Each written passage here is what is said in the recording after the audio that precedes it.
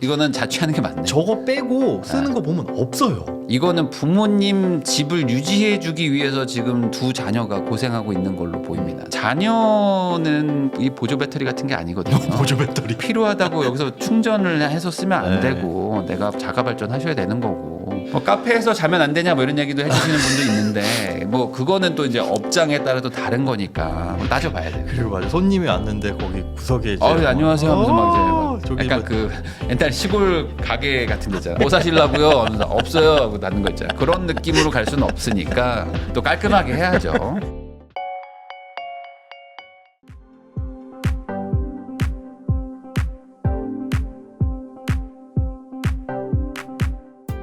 안녕하세요. 저는 현재 부모님, 동생과 함께 살고 있는 30대입니다. 올해 8월에 전세 만기가 다가오는데 그때쯤 독립을 하고 싶습니다. 네. 그러니까 지금 부모님과 다 같이 지금 전셋집에 살고 계시다는 네. 거죠. 가장 큰 이유는 어느 순간 제가 엄마한테 사소한 것도 의존하고 있다는 느낌을 받아서예요. 이러다 40살 돼서도 마마거리 될까 봐 걱정입니다. 그러니까 지금 30대 초반이신데 네. 동생도 독립을 원해가지고 같이 월세로 2년 정도 살면서 돈을 모아보려고 계획하고 있어요. 이런 생각을 하게 돼요. 월세로 살면서 돈을 돈을 모으겠다는 게 사실 이게 쉬운 얘기는 아니죠. 아니죠. 예. 독립이라는 것 자체가 돈 모으기도 굉장히 아주 우리가 전에도 봤잖아요. 굉장히 안 좋은 환경으로 가는 건데. 잠깐만, 월세로 살면서 돈을 돈을 모을 모은다. 수 있으려면요 소득이 상당히 높아야 돼요. 소득이 상당히 높지 아니면 않으면 룸메이트가 굉장히 많거나. 아니면 룸메랑 같이 막 살거나 해서 주거비를 극도로 낮출 수 있거나 아니면 뭐 그렇지 않으면 현실적으로 쉽지는 않습니다. 물론 이제 본인의 눈높이를 완전히 낮춰버리면 되는데 그게 또 요즘 잘 안 돼요. 네. 막 뭐 고시원사라고 그러면 막 화내시는 분들 근데요, 많고. 그게 진짜 요즘에 뭐 풀옵션은 기본이라고 생각하시는 분들도 많고, 네. 그다음에 특히나 이제 여성분들 같은 경우에는 보안, 치안 이런 것들 되게 많이 신경 쓰잖아요. 네. 진짜 저도 그냥 뭐 싼 집에 가셔서 사셔라라고 말 못하는 게 정말 어두운 밤길 같은 경우는 저도 걱정되니까. 그런데 혹시나 뭐 요즘에 비밀번호하고 들어가는 그런 현관도 없는 곳들이면 더 불안하실 수가 있어서 그런 거 조금 맞춰가다 보면 결국은 월세도 그만큼 올라가게 그렇죠. 되더라고요. 예, 요즘에 또 그 주거 환경을 많이 따지시기 때문에 좋은 집들이 또 부족하고 그런 집들 주인들이 뭐 바보가 아닌 이상 당연히 수요가 있는데 싸게 받지는 않잖아요. 내가 살만하다 싶으면 항상 비싸요. 그리고 내가 여긴 못 가겠는데 하는 데가 딱 내가 딱 적정가긴 한데 거긴 또 내가 못 가게. 그러니까 이게 섣불리 독립을 하시면 안 됩니다. 자, 그다음에 2년 뒤쯤 청약을 넣어보고 싶어요. 이거는 여러분들 청약은요 공부하셔야 됩니다. 그러니까 이분이 공부 안 했다고 질타하는 게 아니라 청약을 저는 뭐라고 생각하냐면 희망 고문이라고 생각해요. 네. 그러니까 집 사지 마라.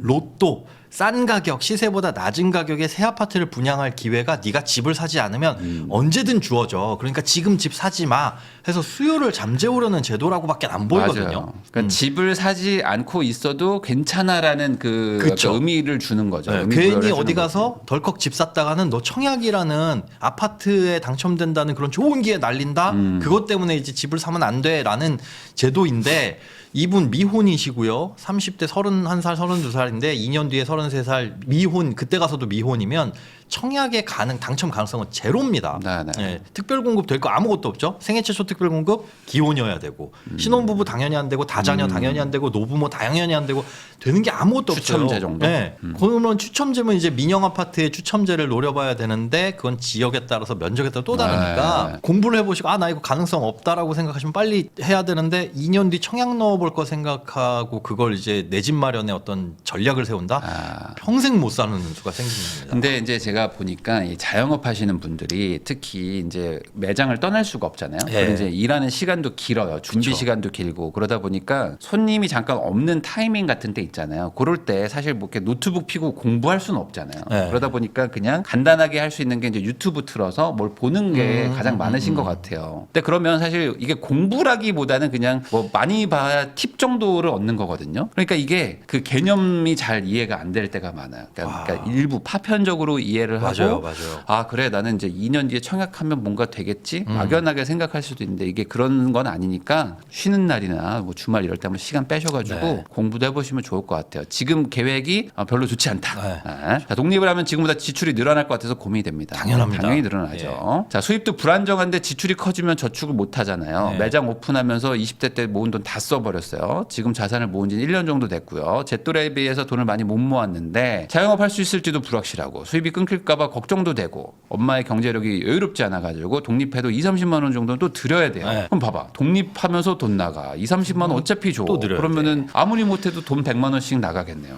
그러면 이제 돈 모은 것과는 거리가 점점 멀어지죠. 그렇죠. 돈 모으는 거를 원해서 나갔다가 돈도 못 모으고 고생만 할 수도 있다. 엄마 명의로 된 아파트가 한 채가 있는데 세입자로 전세로 거주 중인데 8월에 전세 만기가 되면 그 집에 들어갈까 아니면 월세나 전세 살까 고민이 됩니다. 그러니까 이분이 지금 부모님, 동생 이분이 이렇게 살고 계신데 네. 전세로 살고 계세요. 근데 실제 어머님 명의의 집은 따로 있는데 거기 또 전세를 주고 있어요. 그러면 이게 끝나면 요 세입자 내보내고 대출 받아서 여기로 또 들어가서 그냥 같이 살까 아니면 독립을 할까? 네. 독립을 하면 뭐 월세로 살까 혹은 이 집으로 안 들어가면 그대로 이 전세나 월세를 네. 살까? 이것도 고민인 거예요 지금. 네네네. 아니 물론 거기 들어가서 살면 뭐 유리한가를 따져봐서 네. 유리하면 들어가는 게 맞겠죠. 굳이 뭐 내 집이 있는데 뭐 다른데 살 필요는 없는 거니까. 근데 지금 이렇게 하신 뭐 이유가 있을 거란 네, 말이죠. 네. 분명히 지금 이 동네에서 전세로 살아야 되는 이유가 있으니까 이제 나오신 네. 것 같은데 이거는 사실 뭐 좀 따져봐야 되는 부분이고요. 살펴보겠습니다. 그 집에 들어가려면 2억을 대출 더 받아야 된다. 네.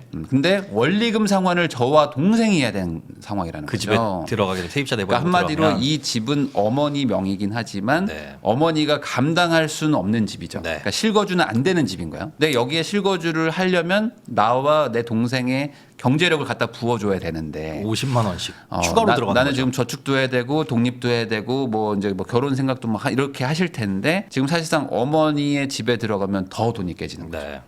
어찌 보면 그리고 우리 새 가족한테는 좀 뭐 과한 집에서 살게 되는 걸 수도 있고 2년 더 세를 준다면 저희도 전세나 월세로 2년을 더 살아야 되는데 지금 집의 컨디션이 안 좋아가지고 이사를 가야 됩니다. 그러니까 이게 참 8월에는 어쨌든 옮기셔야 돼요. 이분들이 이 집으로 들어가는 건 저거 50만 원씩 내야 되니까 부담스러워. 그러면 네. 현재 집에서 계속 살 것이냐? 그럼 컨디션이 안 좋아서 이사 가야 돼. 그러면 지금은 전세인데 대출 받아서 네. 예. 이거를 그대로 또 전세로 갈 것이냐? 아니면 뭐 월세로 갈 것이냐? 요것도 지금 고민이신 거죠. 그러니까요. 지금처럼 가족끼리 살면서 돈을 좀 더 모으는 것이 나을지 지출이 늘어도 독립적인 생활을 위해서 엄마가 따로 사는 게 더 좋은지 고민 중입니다. 자, 동생 이름으로 또 전세 대출을 받았네요. 네. 지금 사시는 집이 네. 동생 이름으로 받은 1억 1천만 원 중에 9천만 원 대출을 받아가지고 이런 이자를 집들이 있어요. 그러니까 엄마의 자산이 있고 네. 또 이제 뭐 딸 뭐 아들이 또 막 돈을 뭐 주고 근데 또 명의가 꼬여서 또 이제 뭐 있어. 누구 한 명 명의로 또 하는데 거기에 또 자금은 또 뭐 언니나 누나가 주고 셋이서 이게 뭔가 이게 떨어질래야 떨어질 수 없는 구조로 경제 공동체가 꽉 돼버렸네. 차여 있습니다. 네. 그래서 여기서 누가 갑자기 뭐 동생이 나 결혼해. 어머. 그러면 잠깐만 여기 전세 대출 명의 어떡하냐?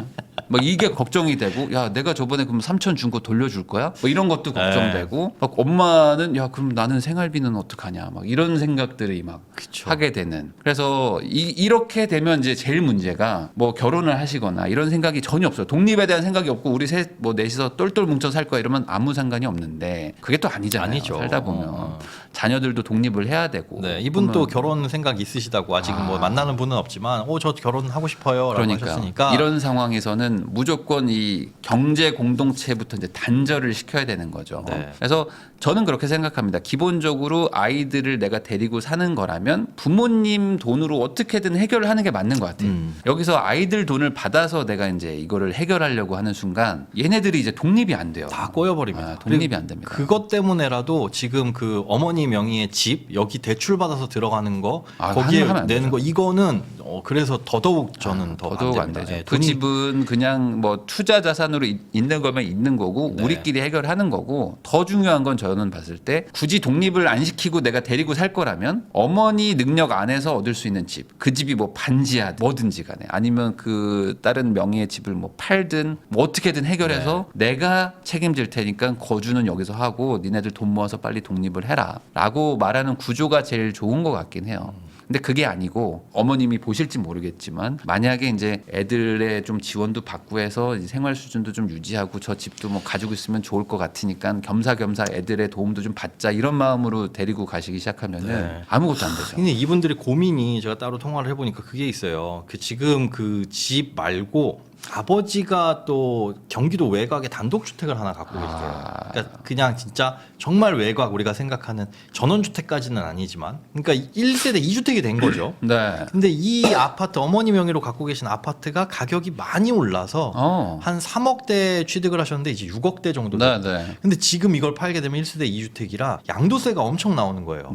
그 이전 주택은 그나마 양도 차익이 없어서 그거 먼저 팔고 싶은데 이미 내놨지만 한참 동안 안 팔리고. 안 팔리고. 그러면 이분의 선택은 그거 양도세 아까워서 이 집은 못 팔겠다인데 양도 차익을 전부 다 날리는 건 아니잖아요. 근데 지금 상황에서 어머니가 어떤 경제적인 이 돈을 벌 수 있는 상황도 안 돼서 얼마씩 지원을 해드려야 된다라고 한다면 이제 조만간은 좀 결심을 하셔야 될 시기가 올 것 같아요. 세금을 많이 내더라도 맞아요. 좀 정리를 해서 그걸로 다른 지원 안 받고 거주할 수 있는 주택을 마련하는 그 수준으로 가시거나. 네. 이게 그러니까 부모님이 뭔가 이 세금이나 이런 것들이 문제가 생기면 대부분 이제 어떻게 하냐면 야 이거 지금 팔면 세금이 너무 크다. 네. 그러니까 우선 너네 둘이 좀 지원을 해주면 이걸로 야 같이 살고 얼마나 좋아. 그리고 나중에 이거 팔면 뭐 어차피 다 너네 줄 거잖아. 뭐 이런 식으로 이제 가시는데 그게 중요한 게 아니라는 거죠. 맞아요. 그리고 세율 이런 게 중요한 게 아니고 독립을 시켜줘야 됩니다. 경제적으로든 뭐든. 근데 그게 안 되면 사실 답이 없고 지금 상황에서 현실적으로 봤을 때는 독립은 절대 안 되겠죠. 안 돼요. 독립은 안. 그리고 들어가셔도 안 되고. 네. 그러면은 지금 집에 정도에서 계속 사시거나 아니면은 뭐 월세로 조금 더 주거 수준을 좀 낮추든지 낮춰서. 낮춰서라도 내려가든지. 지금 어머니가 안 보시고 이분이 사연자님이 보신다면 어머님을 설득을 어느 정도 하셔야 될 것 같아요. 세금은 많이 나오긴 하겠지만 그럼 언제까지 그걸 가지고 갈 것이냐라고 봤을 때 답은 없거든요. 네. 답은 없으니까. 아니면 이런 것도 괜찮을 것 같아요. 이제 동생도 제가 봤을 때 전세 대출 받고 하는 거 보면은 네. 좀 경제력이 그래도 있는 네, 거잖아요. 직장 그러면은 조금 리스크는 있지만 저는 두 분이서라도 그냥 나와서 살자. 다만 부모님한테 지원은 하지 않는 걸로. 왜냐면 부모님이 나보다 훨씬 부자시잖아요, 지금. 그렇게 훨씬 부자인데 그렇죠, 내가 그렇죠. 우리가 지금 지원해줄 상황도 아니고 돈이 많은 것도 아니고 그래서 우선 나오시고 그리고 우리도 월세로 뭐 얻든지 뭐 하셔가지고 반반 내고 반반 내자 정도로 해서 나오셔서 확실하게 좀 돈을 모으시면 좋겠는데 또 그게 또 쉽진 않은 않죠. 어머니가 거죠. 이제 돈 벌기가 쉽지가 않으시다고 하니까 근데 어머님은 어머님이 해결하셔야죠. 네, 근데 이제는 어쩔 수 해결해야 없습니다. 되는 상황인 거죠. 왜냐면 집이 6억이 됐는데 6억 중반 뭐 7억까지도 이렇게 바라본다고 하니까 그거 세금 내더라도 어머니는 정리를 하셔서 사실 진짜 맞아요. 말씀하신 대로 어머니가 돈이 지금 훨씬 많은 상태입니다. 네. 당장의 수입은 없다고 하더라도 근데 그거 정리하고 조금 싼 집으로 가시거나 어찌어찌 정리하면 뭐 주택연금을 받으셔도 되는 거고 하다못해. 그렇죠. 예. 그러니까 자녀를 키운 것도 물론 당연히 고생 많이 하셨지만 이제 자녀들도 이제 자기도 이제 부모가 돼야 되는 또 과정으로 가야 되니까 이제 얘네들은 이제 놔주는 거죠 어찌 보면은. 그리고 이제 아이들 둘도 이제 경제력이 생겼으니까 니네가 알아서 해라. 난 내가 알아서 할게라고 해야지. 계속 묻기 시작하면 봐봐요 지금 동생 명의에 이제 이미 얽혔어요. 뭐 언니 누나가 또 돈 주고 인데 뭐 부모님은 같이 살고 또 이제 용돈도 드려야 되는데 부모님은 6억대 자산 가고 막 집도 두 채 있고 근데 또 건강이 안 좋으셔서 또 내가 안 주면 안 될 것 같고 네. 이러시면은 이거 지금 이거 완전 꼬여 있는데 이거 어떻게 풀어요라고 하면은 뭐 점점 더 꼬입니다. 이거. 가위로 자르지 않으면 하나 안 풀린다 이거죠. 수입이 일정하지 않아 가지고 예산 짜기가 어렵다. 이거는 저는 간단한 것 같아요. 가장 낮은 예산, 그러니까 네. 가장 낮은 수입을 기준으로 모든 걸 짜고 짜놓고. 나머지는 저축하시면 되는 게 좋을 것 같아요. 맞습니다. 포기할 수 없는 소비는 없다. 없다라고 해주셨는데 연금저축 10만 원, 노란우산 42만 원. 노란우산이 42만 원이 뭔가요? 저거 어떻게 자영업자분들이 하는 일종의 퇴직금 같은 소득공제도 받고 네. 폐업했을 때 사실 자영업자는 퇴직금이 없잖아요. 네. 그러니까 이제 장기 저축이긴 한데 소득공제 혜택도 있고 뭐 압류도 안 되고 압류 금지 자산이기도 하고 그다음에 지금 이율이 연 3% 복리로 줘요. 사업비도 없고. 네네. 그러니까 다른 적금하는 것보다는 그래도 뭐 차곡차곡 모으면 실제로 소득공제 혜택까지 따져보면 꽤 좋은 거거든요. 근데 네. 최근에 많이 늘리셨다고 하더라고요. 근데 소득 저축액 봤을 때 저 정도면은 뭐 다른 것도 크게 많이 모으고 있으니까 네, 묶이는 나쁘진 돈 치고는 않다. 뭐 나쁘진 않은 것 같습니다. 나머지에서 좀 줄일 게 있을까요? 이분 보니까 생활비 70만 원은 부모님한테 어머니한테 드리는 거예요. 이분이 70 드리고 동생이 50을 드려요. 그럼 동생이 아까 대출이자 있죠. 네. 그건 동생이 내고 있고 그러면은 지금 두 분이서 거의 150 가까이. 그렇죠. 이 상태에서 만약에 나왔다 그러면은 용돈으로 뭐 좀 더 드릴 것 같다고 하는데 저 생활비는 어떻게 안 들어갈지 어떨지는 나오십시다. 모르겠습니다. 내가 봤을 때 이게 나오는 게 맞다. 이거는 자취하는 게 맞네. 저거 빼고 쓰는 거 보면 없어요. 이거는 거의 없어요. 이거는 부모님 집을 유지해주기 위해서 지금 두 자녀가 고생하고 있는 걸로 보입니다. 제가 봤을 땐 그래요. 이것만 봤을 때는. 이게 합쳐서 50, 100, 130 정도, 120 정도 되는 돈. 120, 130이면은 둘이 나와서 살아도 가능하죠. 가능한 금액대고 같이 돈을 쓰더라도 저는 분리가 지금 필요한 것 같아요. 분리가. 왜냐면 뭐 그런 마음이시진 않을 것 같긴 한데 부모님을 모시고 산 그런 옛날 어떤 뭐 상담하고 했던 사연 케이스 같은 걸 보면은 뭐 한 30년을 모시고 사시더라고요. 그러니까 이미 딸이 50대예요. 맞아요. 딸이 50대인데 부모님하고 모시고 이렇게 살다가 부모님이 이제 점점 더 건강이 안 좋아지시면서 당연히 계속 안 좋아하시죠. 그냥 어차피 야 내가 가진 거 너 줄 거잖아 그러면서 이제 계속 이제 같이 사는데 이제 따님도 이제 결혼도 하고 싶고 막 중간에 좋아하는 남자도 있었는데 다 부모님이랑 뭐 얘기 안 되고 하면서 또 못 살고 하면서 결국에는 그냥 이제는 내가 이제 간병사가 돼버렸다 막 이런 얘기 하시는 분도 있었거든요. 이거는 제가 봤을 때 아닌 것 같습니다. 뭐 돈을 많이 쓰시는 것도 아니고 만약에 나오셔가지고 월세로 사는데 이제 70 드리는 걸 어머니한테 생활비 용으로 한 20 드리는 거라면 그거라면 안 드리는 게 맞는 것 같습니다. 제가 봤을 때는 이거는 부모님도 한번 독하게 마음을 먹으셔야 될 것 같아요. 그러니까 자녀는 이 보조 배터리 같은 게 아니거든요. 보조 배터리. 그러니까 필요하다고 여기서 충전을 해서 쓰면 안 네. 되고 내가 자가 발전하셔야 되는 거고 재산이 없는 게 아니잖아요. 그러니까 뭐 몸이 뭐 안 좋으시긴 하겠지만 집값이 올라서 세금 내는 게 걱정이라고 이제 하시면 안 되는 거죠. 이거는 좀 아닌 것 같습니다. 제가 봤을 때. 저도 그 세금 때문에 이거는 이거 장기적으로 갈수록 문제가 해결이 아예 안 돼요. 네. 뭐 양도세가 갑자기 아무것도 폐지돼. 해결 안 돼 이대로 가면. 이러면 아무것도 해결 안 돼요. 네. 갑자기 나라에서 미쳐가지고 양도세 전면 폐지 이러면 모를까.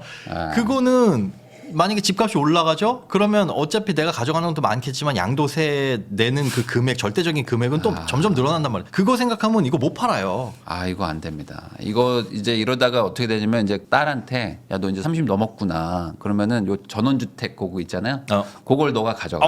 야 이게 최악입니다. 너가 가져가면서 내가 요 집을 이제 1주택으로 이제 팔면서 이제 세금 비과세를 가져가고 나는 이제 집이 하나 있는 거죠. 그리고 이제 우리가 이제 은퇴하면은 거기 가서 뭐 살 수도 있으니까 뭐 그냥 너가 좀 가지고 가주면 안 되겠냐? 내가 뭐 나중에 어떻게 잘 처리해 줄게. 이런 식으로 갈 수 있단 말이죠. 그렇게 지금 명의가 계속 꼬일 것 같아요. 네. 제가 봤을 때는. 가족끼리 명의 꼬이는 거 정말 안 좋습니다. 네, 이거는 하시면 안 되고 독립하는 게 맞는 것 같습니다. 독립하고 경제적으로도 독립하는 게 맞을 것 같아요. 저는 생활비나 이런 게 좀 없을 때 그래 엄마가 좀 내주시는구나라고 생각해서 이제 조금 부모님이랑 살아도 같이 될것 사는 것 같다. 중에 제가 그 사회초년생 같이 사세요 하는 이유가 뭐냐면 저런 이제 주거비 절약. 여기 없을 때 네. 이런 게 거의 없는 그런 수준인 거죠. 것들이거든요. 근데 지금은 뭐 그런 게 아니니까 지금 이미 또 동생까지 해서 지금 명의까지 다 해서 지금 150 가까이 주시는데 그거는 안 될 것 같아요. 제가 봤을 때 빨리 독립하시는 게 좋을 것 같고요. 지금 자산을 보면은 이제 상가보증금 1,500에 이제 권리금 1,000. 권리금 1,000. 저거는 이제 회수를 할 수 있을지 말지는 사실 모르는 돈이죠. 근데 사실 이거는 자산이라고 보기가 좀 애매해요. 네, 애매해요. 왜냐면 여기서 그냥 내가 월급 받는 그런 사업체를 구축한 돈이니까 이거는 사실 뭐 아예 없어지면 내가 폐업하지 않는 이상은 안 되는 거고 뭐 국내 주식, 해외 주식 뭐 잘 가지고 계시는데 뭐 이걸 떠나서 지금 어쨌든 한 달에 뭐 거의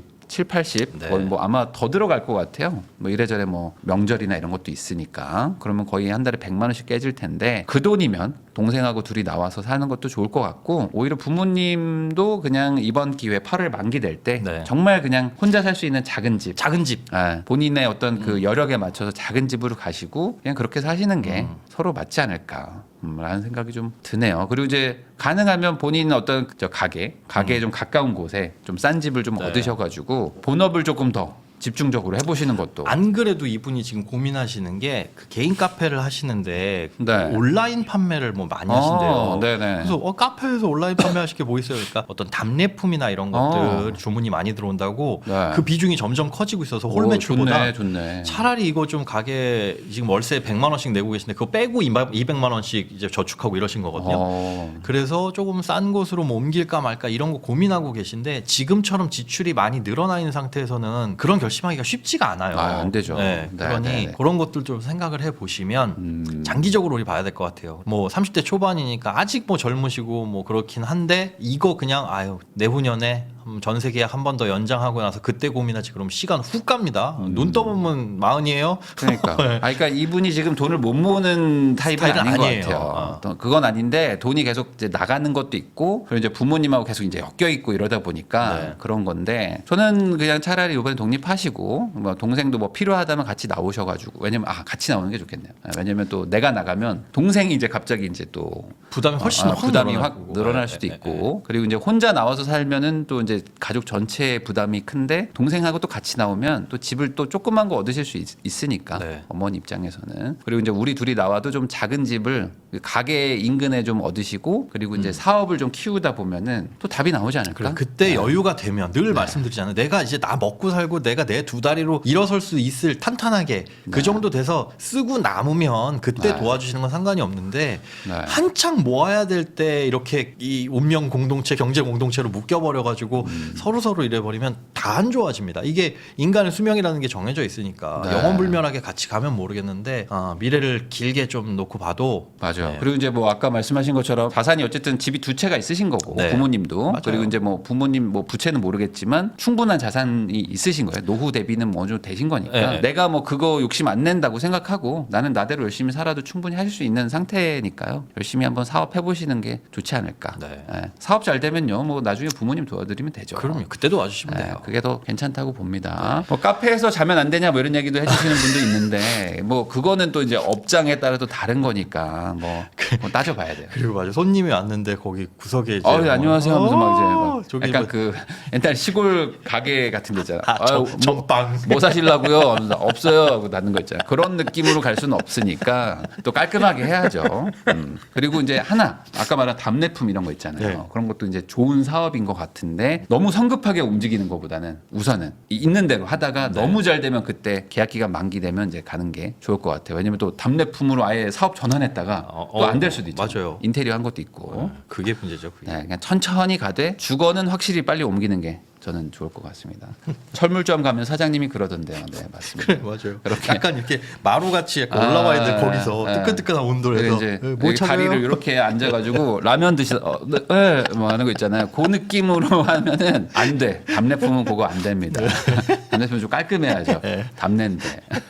알겠습니다. 이거 열심히 하시면 될 것 같아요. 뭐 네. 크게 문제는 없고 이제 나오시기만 하면. 8월에 전세 만기니까 지금부터 어머니하고 동생하고 이제 이런 얘기도 혹시나 마음이 상하지 않게 이렇게 우리도 독립 당연히 이제 다 크셨으니까 우리도 독립을 해야 될 것 같은데 건강한 얘기를 좀 나눠보셨으면 좋겠습니다. 동생하고 먼저 얘기를 먼저 하고요. 확실하게 하고 집을 좀 알아보시고 우선 집도 좀 알아보고 가격대도 좀 알아본 다음에 그다음에 독립할지 말지를 결정을 하고 그다음에 어머니와 얘기하시는 거 저는 추천하고 싶어요. 미리 얘기하잖아요. 그러면은 또 안 돼. 야, 너 안 된다. 너 나가면 어떡하냐 하면서 이제 또 왜냐면 마음이 착하실 것 같아서. 이게 뭐 마음이 나쁘다가 아니라 그냥 이거는 이제 진짜 이제 한번 그래요. 결단. 그 사연 중에도 이러다가 40세까지 마마걸로 있을까봐 걱정돼요라고 하시는데 네. 정말 그럴 수 있거든요. 이게 뭐 맞아요. 잘못하시는 거 아닙니다. 어찌 맞아요. 보면 장성했으면 독립하는 게 맞아요. 많으니까. 그렇죠. 아니 부모님이 돈이 있으시니까. 그렇죠. 그거 저도 생각하셔야 그렇게 얘기를 하는 겁니다.